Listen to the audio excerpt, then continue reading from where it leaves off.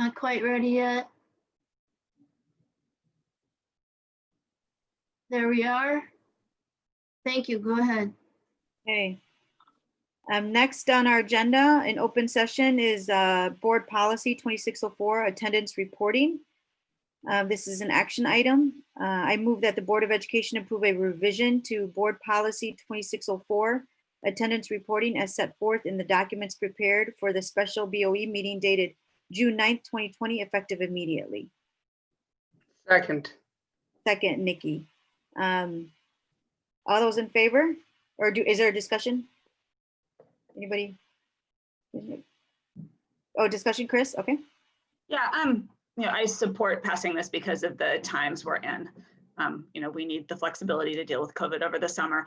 However, I do think we need, given that some form of virtual instruction is probably inevitable in the fall, I think as a district, we do need to be moving towards a higher level of, engagement for everybody, which means that we're actually keeping track of daily attendance and also thinking about what grading looks like in the fall.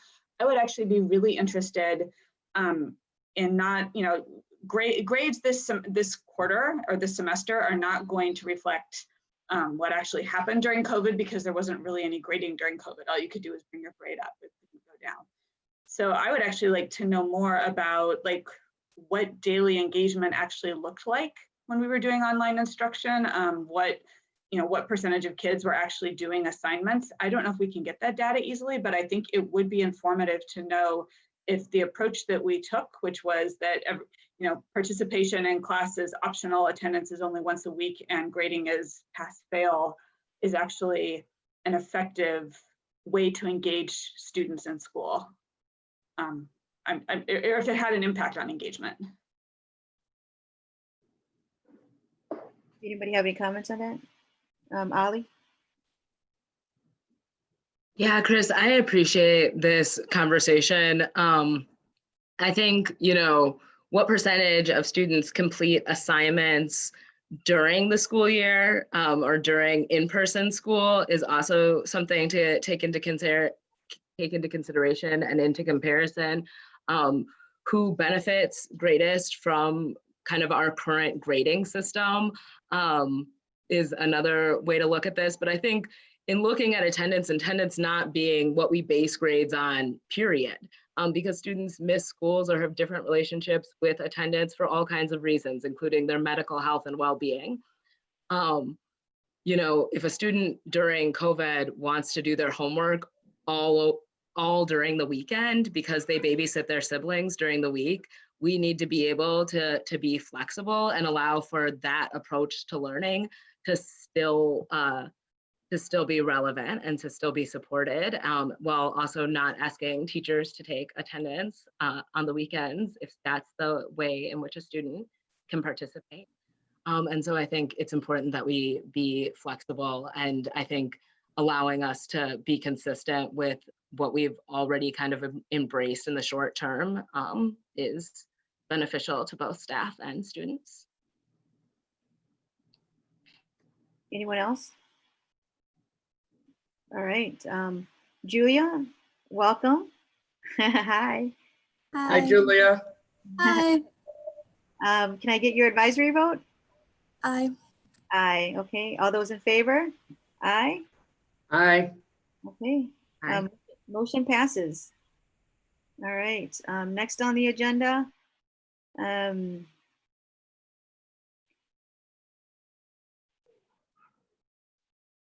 Sorry, just give me a minute. Okay. So the next item on the agenda is the Board of Education proposed resolution and the advocacy process. So, we put this on the agenda because, I think it's always good to reevaluate and assess current practice and procedures, depending on, the needs of the board and what's happening in our community. And I think the way resolutions have been used in the past has been different depending on board members and also the administration. And so I think we thought we'd put this on the agenda to have a conversation about what resolutions are used for and develop a process for that. I think there was some confusion around, what does the resolution do and how do we submit it and who do we vote on resolutions? And, historically we haven't because they've been really just sort of announcements or commendations of some sort of recognition resolutions and never resolutions around decisions. But it seems as though just from recent resolutions that, maybe this board wants to move in a different direction. And so there is a document in board docs that sort of outlines board resolutions and letters and a process for that. Can you share that on the screen too? Can I share or can somebody share? Oh, exactly. I wonder if I have. Madam President Gloria, when was this document drafted? It was Is just this some- drafted. Oh, was- just this week. Okay.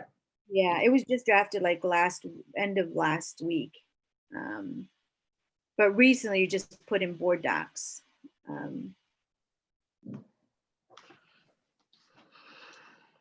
And so as you can see, the purpose board resolutions generally are in two categories. One for advocacy for the district, such as with legislature or school funding, or something the board wants to lift up that fits within their vision and mission, such as, the recent pride flag. Board resolution should be for something very important to the board. Having numerous resolutions sort of dilutes, right, that impact. And board resolutions should be team efforts. And then also, I just wanted to bring up that, we had a conversation in our board retreat about this too, and our concerns about following, not ensuring we don't have board or walking quorums when we're developing these resolutions. So that's part of this process. So a board member proposes and drafts a resolution that has a number of paragraphs. So some of you we're all familiar with that initial process. Resolutions will be considered at a special meeting so that these items do not take up the time of any other reoccurring meeting like work groups or a regular meeting. Board members have to get the resolution to staff in time for the Thursday packet. Board members may wordsmith the document of the meeting and should come prepared for such discussions to ensure that meeting are orderly and efficient.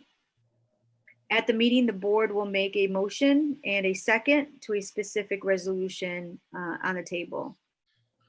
The board member can make amendments to the proposed resolution. When all amendments are voted on, a final vote is taken. That includes all the passing amendments majority rules.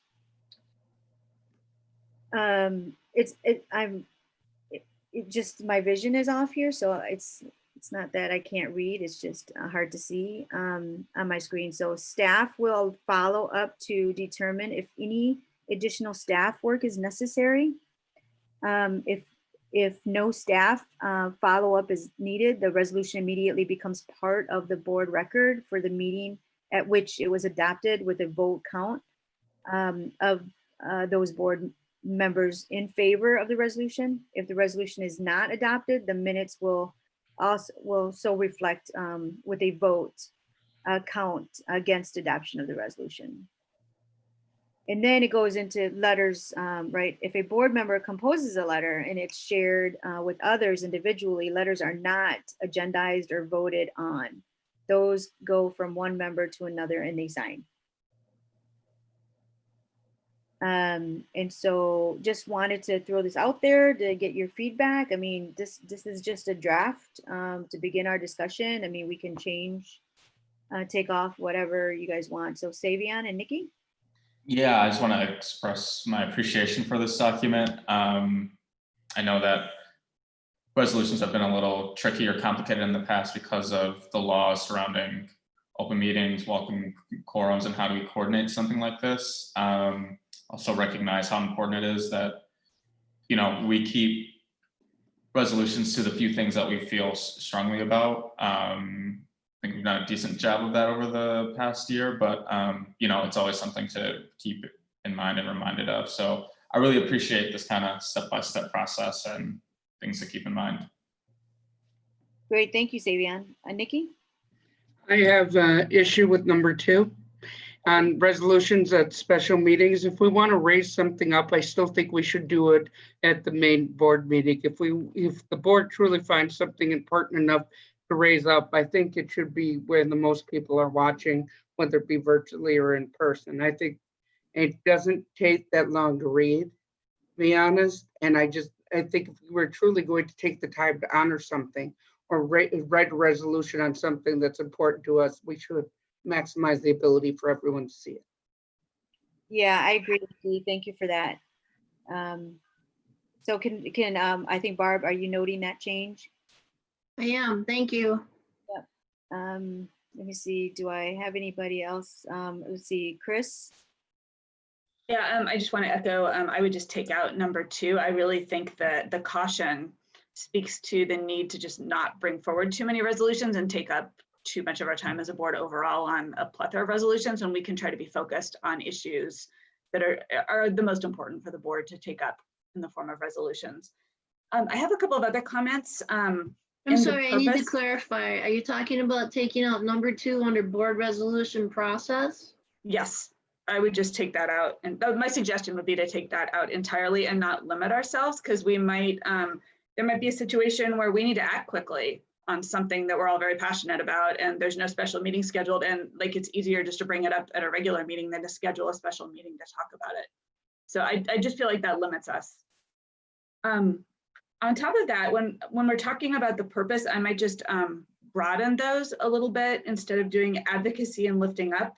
I think we do resolutions that either request an action or information, such as we want the legislature to act a certain way, or we want the US government to act a certain way, or it could be a non-governmental body as well. And then I think we also do resolutions that express opinions or values. So for instance, when somebody's retiring, we might do a resolution to honor them, and that shows our opinion that we really think they did a great job and we should honor them at that moment. Values could be the pride flag. So I would just broaden those categories a little bit, because we want to make sure that like honoring the Model Rocket Club can fit into this, because that's really important. On the cautions, I would actually just take out board resolutions should be team efforts, just because I worry that well, I agree that like we're working as a team to come up with a resolution we all agree on through the board process. Behind the scenes, it can't actually be a team effort. It has to be 1 or 2 board members not working with everybody else, so we don't have a walking quorum. So I just feel like legally maybe just taking that out or putting it into the resolution process somewhere where like we're amending it to try as a team to come to a resolution we all agree with, or something like that. I think board resolution process number 1, it could be 1 to 2 board members who present a resolution. That would be legal to have 2 people do it. It just can't be more. Mm-hmm. I think in the process, do we need to actually like seek out legal opinion on resolutions before we bring them to the table? Is that required or not? Like, do we have to run stuff past Sherry? I don't think we do. Okay. I mean, I think that we have recently, because it's been unclear about our process. But yeah, I don't think though. But is Sherry on? She is. I'm here. No, you don't have to run them past me. I think it will depend on if it contains something that is a legal question, then yes, run it past me and I'll tell you if it's stated correctly. But for example, the pride flag one we just did, there was nothing really legal in that other than stating what, you know, other states had done, what statutes had been passed, but it was nothing that required a legal opinion. Yeah, yeah, I think that's a good point, and just trying to balance like making sure that the resolution is within the proper scope of the board, and being conscious of staff time. So I agree. Chris, did you have another thing? My final comment was just on the letters. It talks about the letter goes from one member to another to sign. Do we want to clarify that, like, you don't have to sign it if you don't agree with it? Or, you know, since a letter doesn't come before the full board for a discussion, Right. I would assume signing on is not a requirement necessarily. That's correct. Okay, we might want to put that in the process just so it's clear to board members that if they get a letter that's a sign-on letter, they don't have to sign on if they don't agree. That's all I have. Thank you. Gloria, I'm really grateful that this happened. This is such a huge step forward for this board. Thank you so much. Thank you, Chris. The staff really worked hard on putting this together for us. So, Jane, let's go with Jane, because maybe she's got something that. I've just got something really quick. I just wanted to add a comment about Chris removing number 2.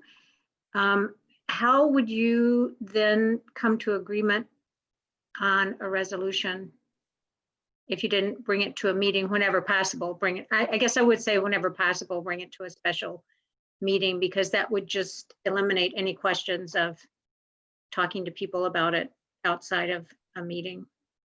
I wonder if we can have a special meeting to talk about it, and then And then bring it to the board, or yeah. To the regular board meeting. Mhm. That's where Nikki's point is, right? That is when it's really, we got the audience and it's really important. And then maybe doing it, a special meeting to talk about the details, right, of the resolution, and drafting the resolution and help support whoever's drafting it. I mean, does that get to you, Nikki and Chris, to what you need? I'm not thrilled on the wordsmithing part. I think, though, I'm one of those who would rather have meet with one person or email one person on changes and then have people at the meeting agree or disagree, is how I've always done it. But if people want to change it, that's all right. Because I always found that to be the easiest way to avoid open meetings violations, is to do it that way. Yeah, I mean, it'll be a special meeting, so it will give us an opportunity to get feedback from the community on a specific resolution. Like, I can just think back of the F-35 resolution that we did. I just, you oh, know, I'm sorry. just getting input from community on a specific resolution that's has a final decision, right? Attached to it. My one question with that, if I may, is that I don't want it to become a gatekeeper, that if the community doesn't agree and the board feels very strongly, that it prevents it from being done. Gotcha. Yeah, I would, you know, if we use the language whenever possible and we don't use that as a barrier to trying to act quickly in situations where we do need to act quickly, I think I would be comfortable with that. But I do think that there could be occasions, like, I don't know, where we really want to speak out on a pressing issue to the community immediately. And, you know, it might be easier just to do that at a work group meeting than to schedule a special meeting. I don't know, maybe we schedule a special meeting before the work group meeting, but there just could be times where we feel like we need to act quickly on an issue like immigration or something. And I just don't want to hamstring our capacity to do that. Okay, great. Okay, so we have some hands up, Ananda, and then we'll go with Ali, it looks like. Thank you. I had a comment, and Chris was saying a lot of the things that I was going to say. So I just want to elevate that I agree with the broadening of the purpose.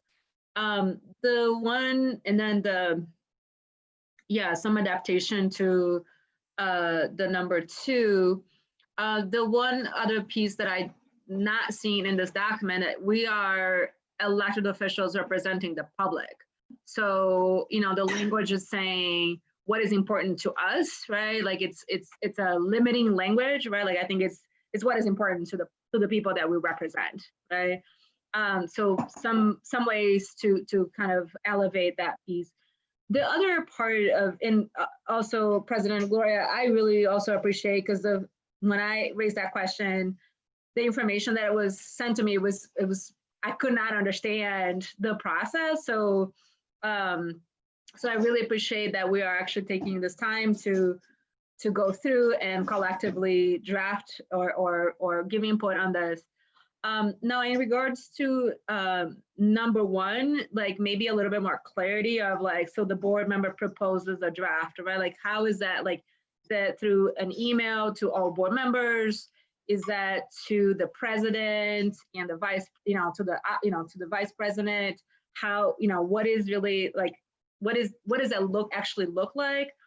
And then there was also, in the conversation around the special meeting, I'm just curious of why, I mean, like we meet like at least three times a month. So, if someone is sending a resolution, and if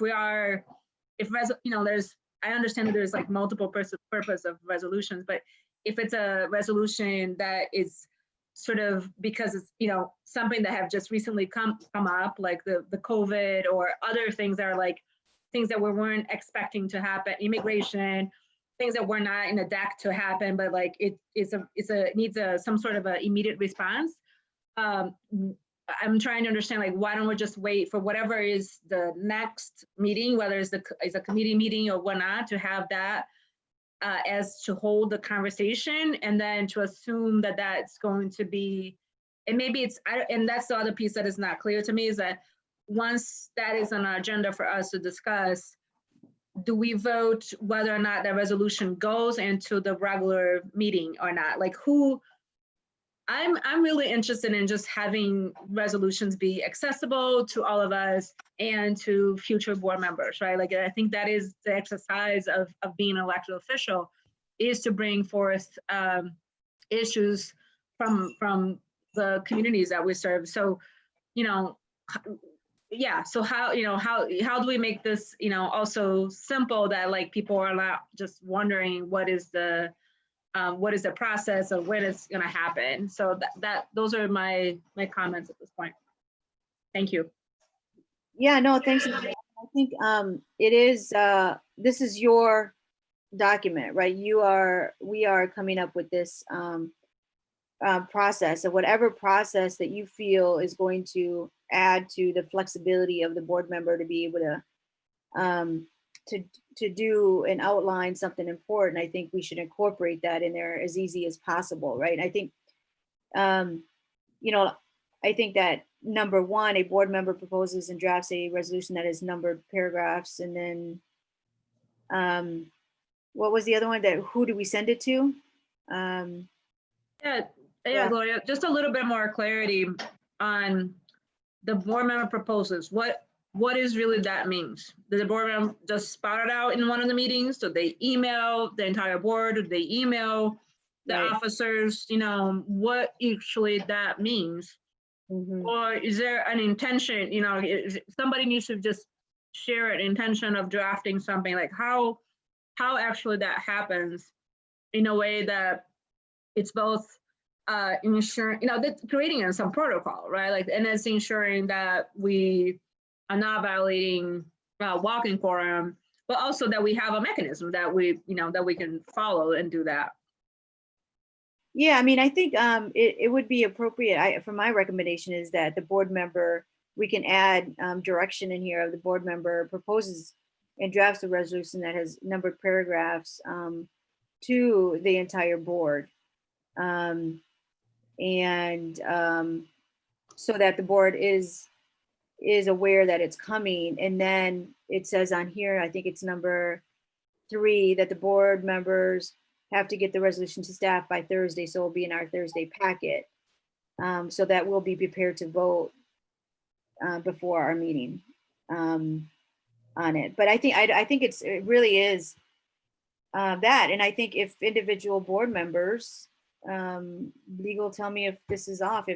If I have a question about or want to change a word, me contacting Ananda and just saying, hey, I really do support this, but can you change this language? I don't know. I don't know if that's something that Sherry, that's possible, or we can. I would say if we send it out beforehand, that's probably a conversation you'd want to have at the open board meeting, just so it doesn't get out of hand. Not that you would ever intentionally do that, but I could see it happening where it becomes a two-way back and forth instead of just a one-way conversation. Yeah, I do agree. I mean, that's why I like the special meeting, or, we can put the special meeting before an instruction work group or something, because I think it does allows for some dialogue, open dialogue between us, so that we're not having to. So I would suggest for language, just to say 1 or 2 board members proposes a draft of the resolution through email to the board, all board members, in which they will bring recommendations for amendments or any further discussion to the next following meeting, and with an assumption that like a special item will be on that day. You have that, Barb? Yes. Okay, great. Let me see if any other hands. I think it was Ali that you. And then Chris. Yeah, so I just have a singular edit because their resolutions are authored. And so I think saying authored by an individual board member or co-authored by 2 board members is the real adjustment. Outside of that, I think it's a fairly obvious process. I do think sometimes resolutions expand work that we've already voted on.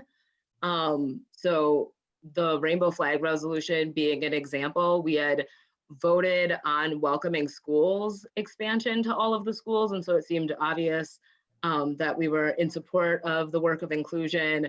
And it felt like the rainbow flag resolution simply enhanced work we were already doing. And I'm curious, I guess, about what it looks like when a resolution echoes work we're already doing or echoes a commitment we already have, but simply allows for us to expand elements of it as a board. Any thoughts on that? Yeah, I think we just do you think that's something that we just have to discuss if the time, if that does come up in a special meeting, Savion?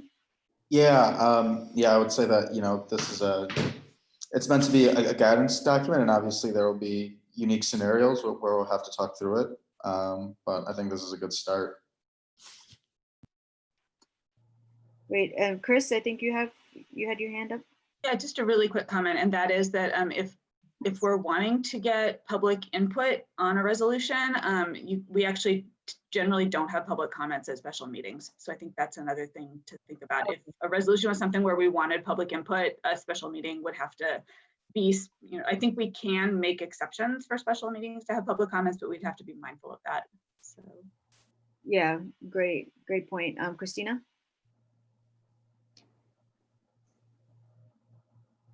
Yeah, thanks for the work on this. I just had a question, sort of as a new board member, about resolutions and how the process has worked in the past. To me, it seems like number 5 is a significant change, to make a motion on a resolution and then have board members vote on it. And so I'm kind of curious, the sort of thinking behind that. And to me, what I've seen of resolutions is that they're the board coming together as a consensus to bring something forward that's really, really important. So I'm just sort of curious, the thought process behind that. Nikki, did you have an answer to that? Yeah, actually, this became an issue when the F-35 thing happened, and whether or not we vote on policy amendments or not, with some of us believing you should and some of us believing you shouldn't. That's when we started to look at this process to begin with. Because what happened was I voted on it. Everyone else did not vote on it, thought it was read in, and there was a lot of confusion. Did I sum that up well enough, Gloria? No, you did, Nikki. Thank you for that. We did a lesson from F-35. And that's because historically there was no vote on resolutions, and we just assumed that that was standard protocol and we'll move forward. But what that does is that it does question whether we were violating, having a walking quorum in making this decision about F-35s, or making a decision on any issue, right? And so Okay. that it was important to have a vote so that people know that we are making that decision and a vote at the board meeting. So we get away from, oh, we all agreed. Well, how did we all agree? Did we meet secretly? Did we, so we just have to really be careful about that. And I think we came to consensus, and it was lesson learned that we should probably be voting on these. Okay. I just looking at the process, and I really appreciate it and having some clarity around it. I just worry about us getting mired in an hour-long discussion on a resolution and amendments to a resolution, the potential for that when we just have a lot of work to do. So that's, one of my concerns going forward is that it's, the resolution process is used judiciously to, again, elevate those really important, crucial things that we need to bring forward. But I worry about us getting bogged down in the process. Yeah, no, I agree. I think we have to be careful not to use it for everything, every decision we want to make. I think, so anybody else? Let's see if I have anybody else in the queue. I don't think so. So, Me. oh, I'm sorry, Anada. Sorry, I'm just going. No, I also know that there's a light right behind me, so it's not easy. The only language that I would add from the conversation that Christina brought up is that there was a perception of a difference between proclamation, which is what we were doing, versus what actually resolution where we go to vote. So there is also a public perception around those things, in addition to what Gloria mentioned, the perception that we all communicated. The only other thing that I wanted to elevate to this document, and that's just really small, which is on number 3, when it says that staff to send the resolution to staff, in the time to so who to send it to, right? So to Barb or to the board secretary, and then what is that time? Is it the 12 o'clock, or is that 12 p.m. or 12 a.m.? What is that time, just to be really clear and accessible to everyone? Yeah, Barb, can you put a time on when you want us to give it to you by? To give you time?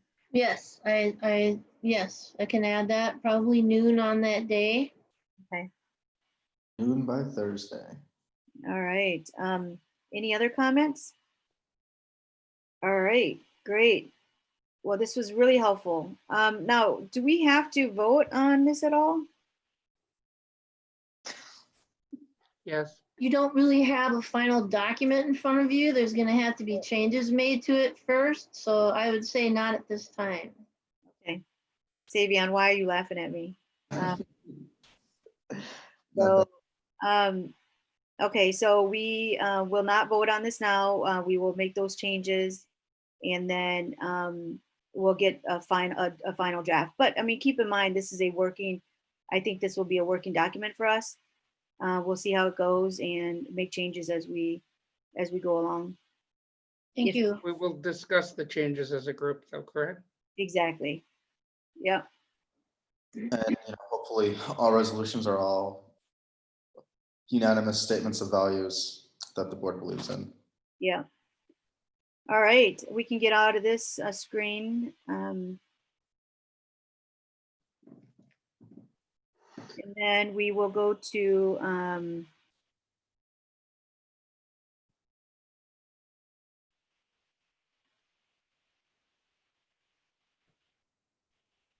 okay, the next item is the proposed resolution regarding COVID-19 support for Wisconsin public schools. So I'm going to go ahead and turn this over to Savion. Thank you. Yeah. So I just want to thank Andy Wadey, the president of MTI, for helping bringing this to our attention, and that public school systems around the state and country are having tough budget decisions in light of a state budget repair bill or lack thereof.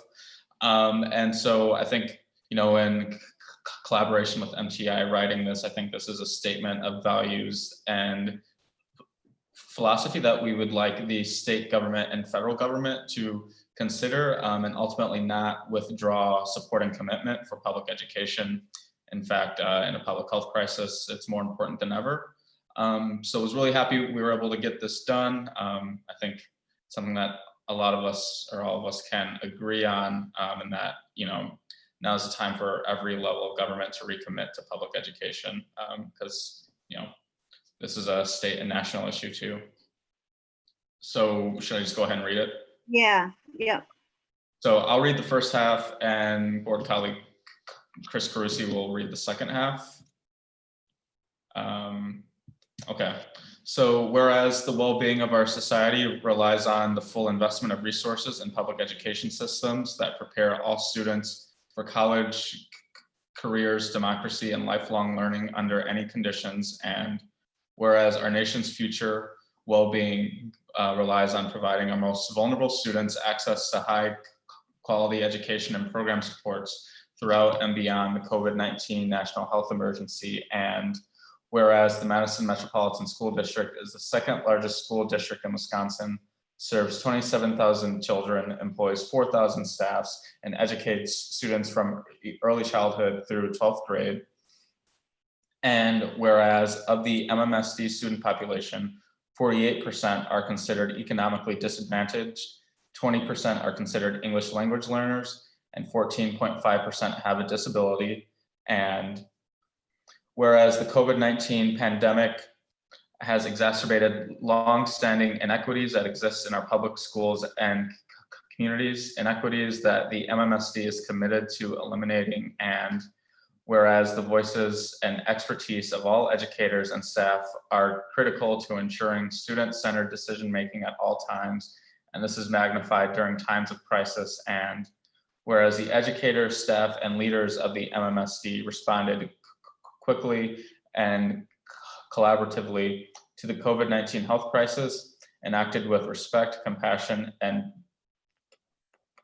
professionalism to support the students and families they serve. And whereas engaging in online learning and working requires significant adjustments, additional training, and supports for educators and staff, and whereas the 2020-2021 school year will be unprecedented in that there is significant uncertainty about what the return to school will look like, and we must ensure that all who work and learn in our schools are safe. And whereas additional COVID-19 costs include protective equipment and supplies, internet connectivity, additional learning support to compensate for lost instructional time, and food and other services for students from low-income families, And whereas Wisconsin's public schools depend heavily on state and local tax revenue provided through a formula that does not fully fund special education or directly factor in the needs of economically disadvantaged children. And whereas, given that the COVID-19 recession could be 2 to 3 times worse than the recession of 2008-2009, significantly more federal aid than that provided in the CARES Act and the proposed HEROES Act will be needed to compensate for historic state revenue shortfalls and additional COVID-19 costs. And whereas cuts to public education at this time will needlessly harm the prospects of a generation of students. And whereas the safety and well-being of students and educators cannot be compromised.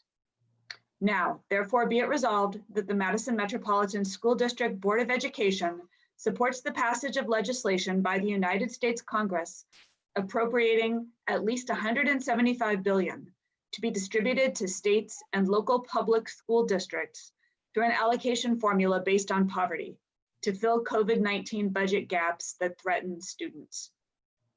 Be it further resolved, the MMSD Board of Education demands congressional action to provide additional funding for the highly successful E-rate program, which helps schools ensure connectivity for online learning. And be it further resolved that the MMSD Board of Education demands Congress task the Occupational Safety and Health Administration with developing emergency standards to help protect frontline workers, including educators and other school staff at risk of contracting coronavirus.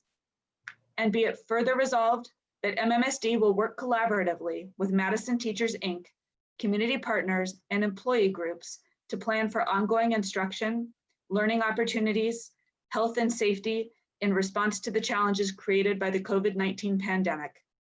And be it further resolved that the MMSD will collaborate and consult with and meaningfully engage staff, students, families, and the community to ensure that the interests of students, especially the most vulnerable, are represented in critical decision-making processes that impact their learning conditions and safety as we collectively work to recover from the effects of COVID-19 on our community. And be it further resolved that a copy of this resolution shall be transmitted to our governor and to all members of the United States House of Representatives and Senate representing the families of our district. Adopted by members of the Board of Education of the Madison Metropolitan School District, Dane County, Wisconsin, at a special meeting thereof held this 9th day of June, 2020. Beautiful, thank you. Very good, yes. So then, do you guys want to read the motion? Yeah, I can read the motion. All right, I move that the Board of Education approve a proposed resolution regarding federal and state support for K-12 public education through an allocation formula, which is based on poverty levels to fill COVID-19 budget gaps as set forth in the document prepared for the special meeting of the Board of Education dated June 9th, 2020. Second. Advisory vote, I'm sorry, who's the second? Ali. Is there any discussion? No, just to really appreciate you both working on this resolution. Well done. Beautifully said. Yeah, it was a little long, but it was good. It was great. So Ali did second. Advisory vote. Okay. Gloria? I was just waiting for Savion. Oh, okay. Okay, all those in favor, aye. Aye. Aye. Any nay? Awesome. That was cool. Motion passes, all right. Just a question to Savion from me. Yep. I'm not sure who you exactly want this to be sent to, or if that's going to be you and Chris doing that, or what happens now. I could follow up through email, but I think our direct congressional rep, so Rep. Pocan, the two senators, and then our direct state level reps and the governor. And Barb, I've got envelopes, so I can do the sending if that helps you. I was assuming this could be done via email. Yeah. You're not Okay, talking cool. US mail, right? Okay, any addresses that you can provide to me would be very appreciated. I think we can come up with the delegation that represents the district. Okay, thank you. All right, so can I get a motion to adjourn? So moved. So moved. Oh, I second. Now the second, Julia, your advisory vote? Aye. Aye, okay, all those in favor? Aye. Aye. Aye. Any Have a opposed? nice night, y'all. Have a nice night, everybody. Have a good night, thank you. Good night.